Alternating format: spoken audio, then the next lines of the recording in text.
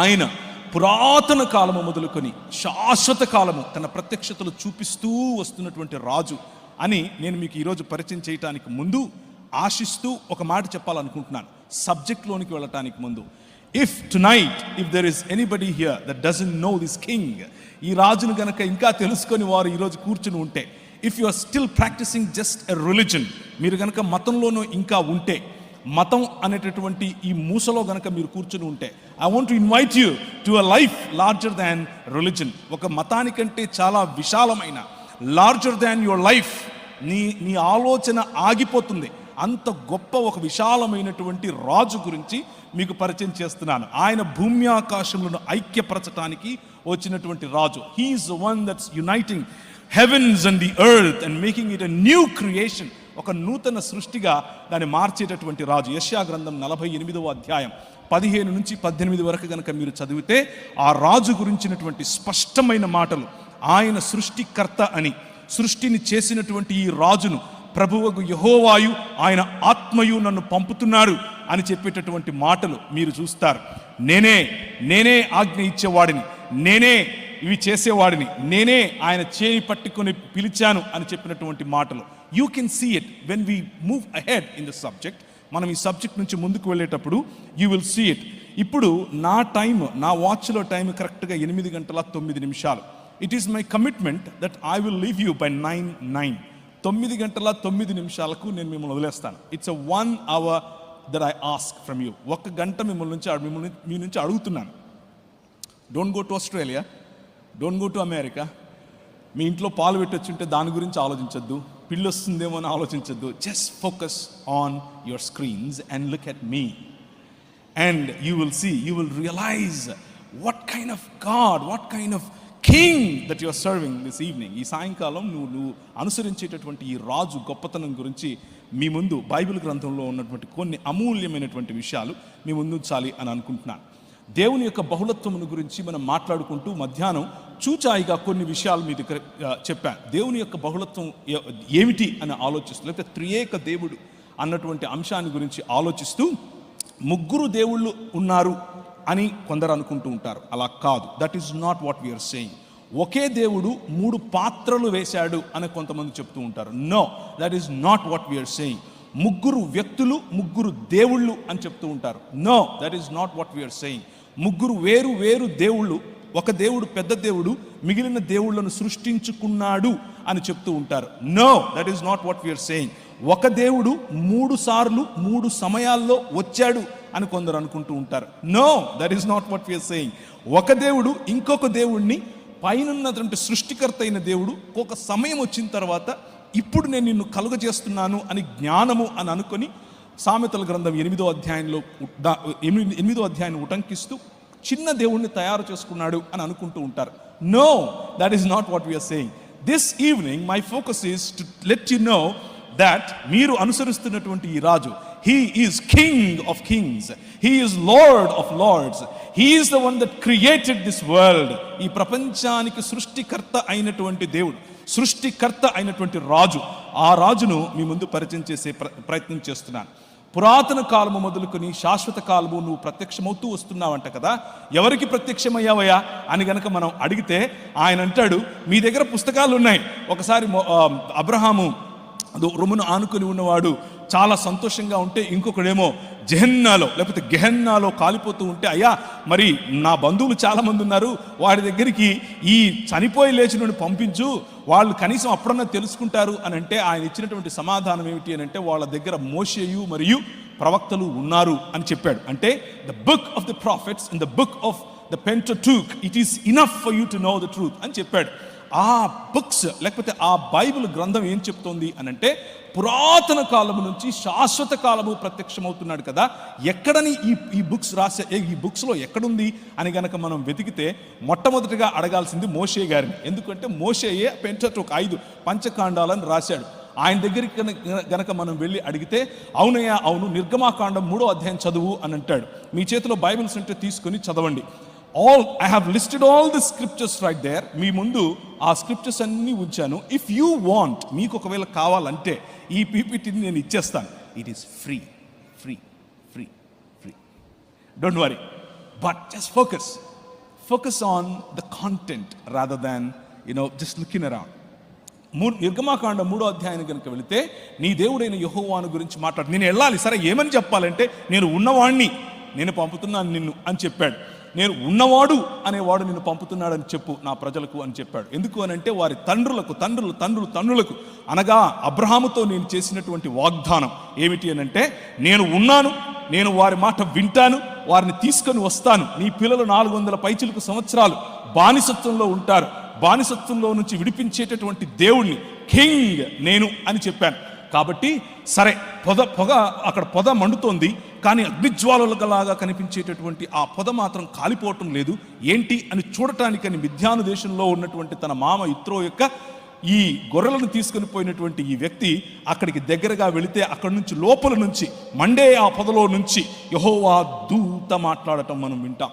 యెహోవా దూత ప్రత్యక్షమయ్యాడు అని వాక్యం చెబుతుంది, కానీ మాట్లాడేది మాత్రం యెహోవాయే మాట్లాడుతున్నాడు అని మనం చూస్తాం. అయ్యో, నీకు అలా వినిపించిందా, లేకపోతే నిజంగానే ఆయన యెహోవా దూతనా, లేకపోతే యెహోవాయా అని అడిగితే కనుక ఆయన యెహోవాయే. నాకు మాత్రమే కాదు, మన తండ్రి అయినటువంటి అబ్రహాము, ఇస్సాకు, యాకోబుల దేవుణ్ణి నేను అని ఆయన పొదలో నుండే నాతో మాట్లాడాడు అని మోషే చెబుతాడు. అబ్రహాముతో ఎక్కడ మాట్లాడాడు అని అంటే, మనం మళ్ళీ ఆదికాండం 12వ అధ్యాయానికి వెళ్ళాలి. ఆదికాండం 12వ అధ్యాయం మొదటి వచనంలోనే ఆయన పిలవటం మనం చూస్తాం. ఆయన వాక్ ప్రత్యక్షతను అబ్రహాము కలిగి ఉన్నాడు. ఆ తరువాత ఒక 5-6 వచనాల క్రిందికి వస్తే, ఆయన చెప్పిన మాట విన్నటువంటి అబ్రహాముకు ఎదురుగా దేవుడు స్వయంగా ప్రత్యక్షమయ్యాడు అని మనకు కనిపిస్తుంది. కేవలం వాక్ ప్రత్యక్షత కాదు, డైరెక్ట్గా కనిపించినటువంటి దాఖలాలు మనకు అక్కడ కనిపిస్తాయి.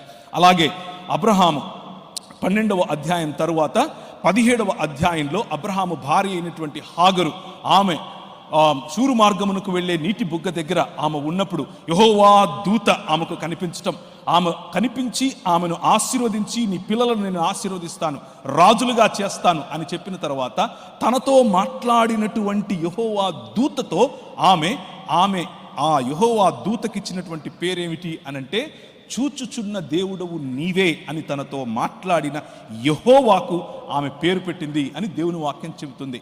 అలా అబ్రహాముతోనూ, అబ్రహాము కుటుంబముతోనూ, ఇస్సాకుతోనూ, యాకోబుతోనూ ఆయన చూపించినటువంటి ప్రవచనం, ఆయన మాట్లాడినటువంటి వాక్యం, ఆయన కనిపించినటువంటి తీరు.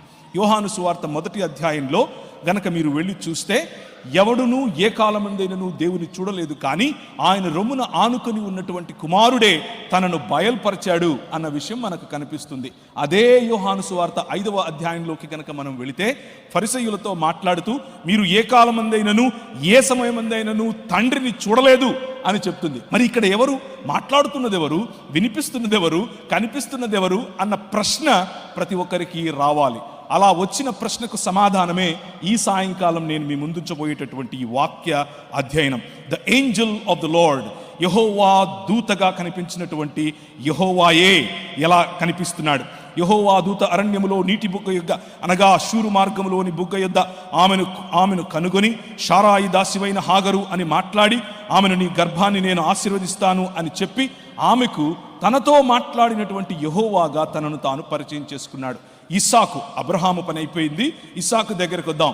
ఇస్సాకును తీసుకుని వెళ్ళి అబ్రహాము వేదిక మీద పడుకోబెట్టాడు. ఇప్పుడు ఆయనను బలి ఇవ్వాలి, కత్తి తీస్తున్నాడు. కానీ యెహోవా దూత పరలోకములో నుండి, అబ్రహాము, అబ్రహామా అని అతన్ని పిలిచెను. అందుకు అతడు, చిత్తము ప్రభువా అని అన్నాడు.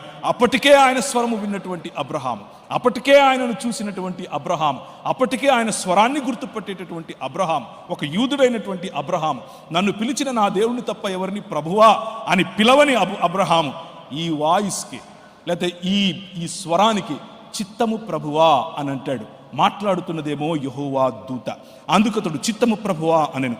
అప్పుడు ఆయన, ఆ చిన్నవాని మీద చెయ్యి వేయకము, అతనిని ఏమీ చేయకుము, నీకు ఒక్కడయ్యున్న నీ కుమారుణ్ణి నాకియ వెనుదీయలేదు. మొదటి వచనంలో దేవుడు అబ్రహామును పరిశోధించును అని ఉంటే, ఇక్కడేమో మాట్లాడుతున్నటువంటి దూత, నీకొక్కగానొక్కడైన నీ కుమారుని నాకియ వెనుదీయలేదు, కాబట్టి నువ్వు దేవునికి భయపడుతున్నావు అని నేను నమ్ముతున్నాను అని అంటున్నాడు. ఎవరి దూత? తనను తాను దేవునితో, తనను తాను యెహోవాతో సమానముగా చేసుకుని మాట్లాడుతున్నటువంటి ఈ దూత ఎవరు? యెహోవా దూత. నిర్గమాకాండం 23వ అధ్యాయం 20 నుంచి 24 వచనాలు. ఇదిగో త్రోవలో నన్ను కాపాడి నేను సిద్ధపరిచిన చోటుకు నన్ను రప్పించుటకు ఒక దూతను నీకు ముందుగా పంపుచున్నాను. ఆయన సన్నిధి జాగ్రత్తగా ఉండు. యెహోవాయే మాట్లాడుతూ చెప్తున్నాడు. ఆయన సన్నిధిలో జాగ్రత్తగా ఉండు. ఆయన మాట వినాలి. ఆయనకు కోపం పుట్టించొద్దు. ఆయన సన్నిధిలో జాగ్రత్తగా ఉండు. ఆయన మాట వినాలి. ఆయనకు కోపం పుట్టించొద్దు. మీరు అతిక్రమములను ఆయన పరిహరింపుడు. నా నామము ఆయనకున్నది. యెహోవా అన్న నామము ఈ దూతకు ఇవ్వబడి ఉంది. ఎవరి దూత? ఇంతవరకు పాస్టర్ గారు మాట్లాడుతూ యాకోబు ఏ విధంగా పెనుగులాడి ఇశ్రాయేలుగా మారాడు, ఏ విధంగా దేవునిని మరియు మనుష్యులను గెలిచిన వాడుగా పేరు. ఎప్పుడు దేవుణ్ణి గెలిచాడు? The angel of the lord that he wrestled with, ఆయనతో పోరాడినటువంటి. అలాగే యాకోబు తన సంతానమును ఆశీర్వదిస్తూ ఆయన చనిపోయే సమయం వచ్చింది. ఆయన పెనుగులాడాడు, ఆయన కుంటుపోయాడు, గూడు వసిలింది, ఇప్పుడు చనిపోయే స్థితిలో ఉన్నాడు. యోసేపుని పిలిచాడు, ఆశీర్వదిస్తూ ఈ మాటలు చెప్తున్నాడు. సంతానాన్ని ఆశీర్వదిస్తూ అతడు యోసేపును దీవించి, నా పితరులైన అబ్రహాము ఇస్సాకులు ఎవరి ఎదుట నడుచుచుండిరో ఆ దేవుడు. ప్రవీణ్, నేను ఒకరోజు ఒక ఊరికి వెళ్ళాను. నా పేరు ప్రవీణ్ వచ్చాడు, ప్రవీణ్ గారు వచ్చారు అని అంటే ఒక ఆమె పాపం పెద్ద ఆవిడ వచ్చి ఒక నూనె బాటిల్ తీసుకొచ్చింది. అయ్యా ప్రార్థన చేయని. ఎందుకమ్మా, మీరు ప్రార్థన చేసుకోండి, నేను చేస్తాను కానీ మీరు చేయండి అంటే, లేదయ్యా నువ్వు ప్రార్థన చేస్తే బాగా అవుతుందంట, నువ్వు మీ ఊరు బెల్లంపల్లి కదా అని అడిగింది. నమస్తే పెట్టమ్మా, ఆ ప్రవీణ్ అయ్య వేరు, నేను వేరమ్మా అని చెప్పాను. అలాగే దేవుడు డిఫరెన్షియేట్ చేస్తూ, హూ ఈజ్ దిస్, ఆధార్ కార్డుతో సహా, లైసెన్స్తో సహా, లేదా పాస్పోర్ట్తో సహా మన ఐడెంటిటీని మనం ఎలా చెబుతామో కన్ఫ్యూజన్ లేకుండా అలా చెప్తున్నాడు యాకోబు. ఏమని చెప్తున్నాడు? యోసేపును దీవించి, నా పితరులైన అబ్రహాము ఇస్సాకులు ఎవని ఎదుట నడుచుచుండిరో ఆ దేవుడు, నేను పుట్టినది మొదలుకొని నేటి వరకు ఎవడు నన్ను పోషించనో ఆ దేవుడు, అనగా సమస్తమైన కీడులలో నుండి నన్ను తప్పించిన దూత నిన్ను ఆశీర్వదించునుగాక. This is who the angel of the lord is. దేవుని దూతగా, యెహోవా దూతగా పురాతన కాలము మొదలుకొని శాశ్వత కాలము తనను తాను ప్రత్యక్షపరచుకున్నటువంటి యెహోవా ఇంకెవరో కాదు, నేను మీకు పరిచయం ముందుగానే చేసినటువంటి the king of this world, ఈ ప్రపంచాన్ని ఏలేటటువంటి రాజు. And in his kingdom you are, మీరు ఆయన రాజ్యములో భాగం, ఒక మతంలో కాదు. This is the greatness of this king. ఈయన అబ్రహాముతో మాట్లాడింది, ఈయన నోవహుకు చేసినటువంటి కవెనెంట్ చేసింది, ఈయన అబ్రహాము ద్వారా ప్రపంచాన్ని నీ ద్వారా ఆశీర్వదిస్తాను అని చెప్పింది ఈయనే, నీ పిల్లల ద్వారా నేను ఈ ప్రపంచాన్ని ఆశీర్వదిస్తాను అని చెప్పింది ఈయనే దావీదు కవెనెంట్ చేశాడు.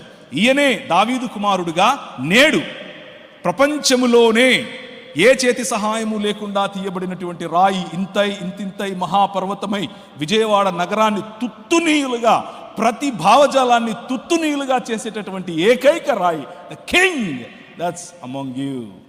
ఆ రాజు, ఈ రాజు. జకర్యా గ్రంథం 2వ అధ్యాయాన్ని గనక మనం చూస్తే అక్కడ యెహోవాను పంపిన యెహోవా మనకు కనిపిస్తాడు. యెహోవాను పంపిన యెహోవానా, అదేంటి అని అంటారా? చూడండి, నేను దాని చుట్టూ అగ్ని ప్రాకారముగా ఉందును. ఒక ప్రవక్త యెరూషలేము చుట్టూ అగ్ని ప్రాకారముగా ఉండలేడు. He is definitely talking about God himself. నేను అని దేవుడే చెప్తున్నాడు. నేను ఆ పట్టణము చుట్టూ అగ్ని ప్రాకారముగా ఉంటాను అని చెబుతూ వచ్చిన తర్వాత మెల్లిమెల్లిగా ఆ తర్వాత అన్యజనుల యుద్ధకు ఆయన నన్ను పంపియున్నాడు. ఈ మాట్లాడే వ్యక్తి ఏం చెప్తున్నాడు? యెహోవా అయినటువంటి, లేకపోతే దేవుడిగా తనను తాను మాట్లాడుతున్నటువంటి ఈ వ్యక్తి ఏం చెప్తున్నాడంటే, నేను అన్యజనుల యుద్ధకు నన్ను ఆయన పంపాడు అని చెప్తున్నాడు. ఆ తర్వాత ఏం చెప్తున్నాడు? నేను నా చేతులు వారి మీద ఆడించగా వారు తమ దాసులకు దోపుడు సొమ్ము అవుతారు.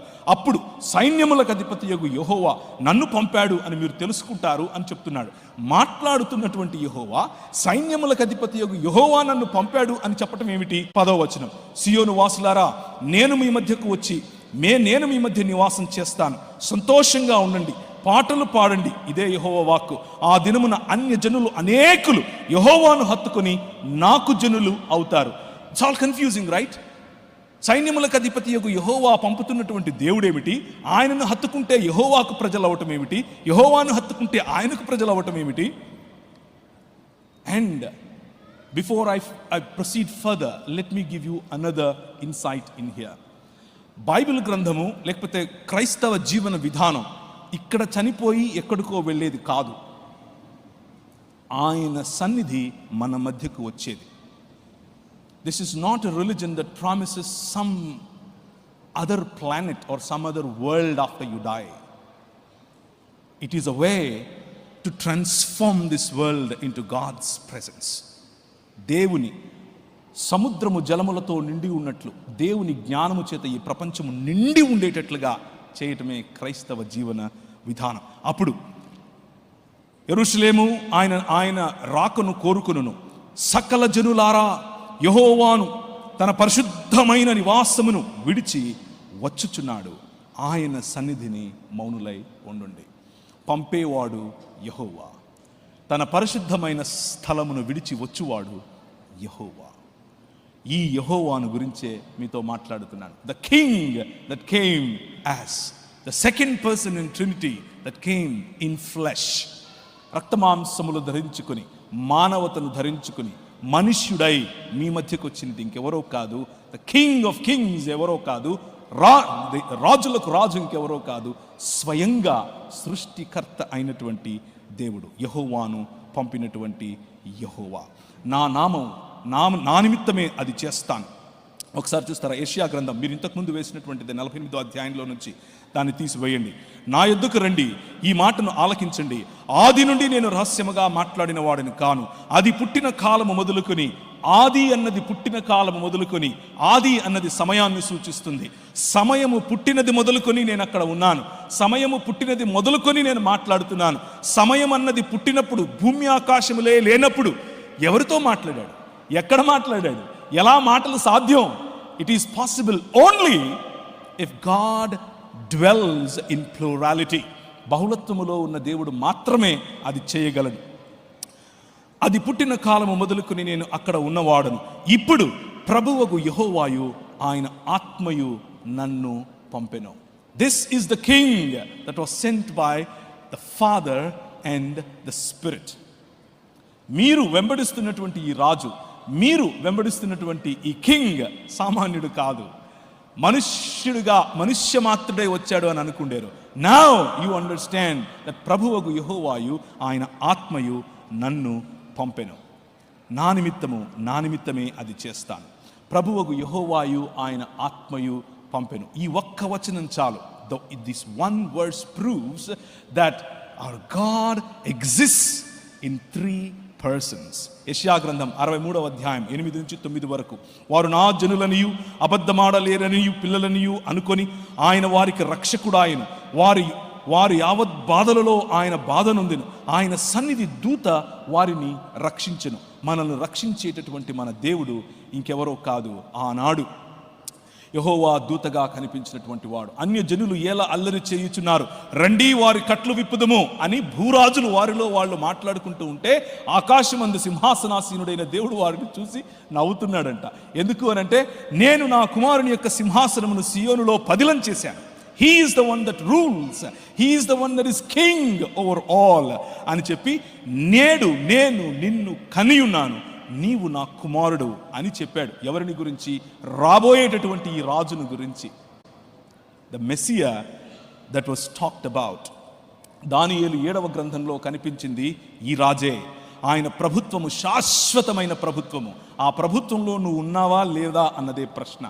ఈ రాజుతో నీకు పరిచయం ఉందా లేదా అన్నదే ప్రశ్న. ఈ రాజుతో నువ్వు చెయ్యి కలిపావా లేదా అన్నదే ప్రశ్న. ఈ రాత్రి ఒకవేళ ఇంకా ఈ రాజుతో నీకు పరిచయం లేకపోతే, come be part of this, ఈ విశ్వ మానవ ఉద్యమంలోనికి, దేవుని రాజ్యం అనే ఉద్యమంలోనికి నేను ఆహ్వానిస్తున్నాను. కమ్. ఈ రాజు he is worshipped by everybody. ఈ రాజు ప్రకటన గ్రంథంలో చూస్తే ఆయనను దూతలు, పెద్దలు, జీవులు సాష్టాంగపడి ఆరాధించే రాజు ఈ రాజు. ఈయన పుట్టినప్పుడు జ్ఞానులు సాష్టాంగపడి, ప్రాస్కినియో అన్న పదం, ఆరాధించిన రాజు ఈ రాజు. ఈ రాజు సముద్రాన్ని చల్లబరుస్తే అక్కడ ఉన్నటువంటి శిష్యులు తన ఎదుట సాగిలపడి ఆరాధించినటువంటి రాజు ఈ రాజు. అంత మాత్రమే కాదు, ఈయనను పొడిచిన వారు చూస్తారు అని దేవుని వాక్యం ప్రకటన గ్రంథంలో రాస్తుంది. అలాగే ఆయన దేవుని కుడిపార్శ్వమందు, అనగా తండ్రి కుడిపార్శ్వమందు ఆసీనుడై ఉన్నప్పుడు వీరందరూ సాగిలపడి మ్రొక్కటం మనం చూస్తాం.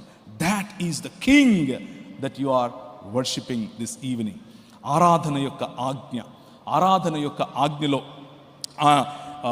కేవలము నన్ను మాత్రమే ఆరాధించాలి. ద్వితీయోపదేశకాండం 6వ అధ్యాయం 4 నుంచి మీరు చూస్తే, నీ దేవుడైన యెహోవా షమా ఇశ్రాయేల్, యాహ్వే ఎలోహిను, యాహ్వే ఎహాద్, ఒకడే అద్వితీయుడైన దేవుడు.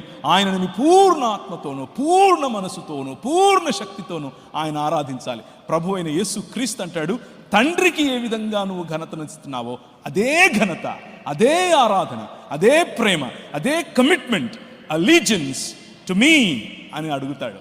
This is enough for us to understand that he claimed divinity in his body. పాత నిబంధన గ్రంథం అంతా కూడా చక్కగా చదవగలిగితే it's all about this king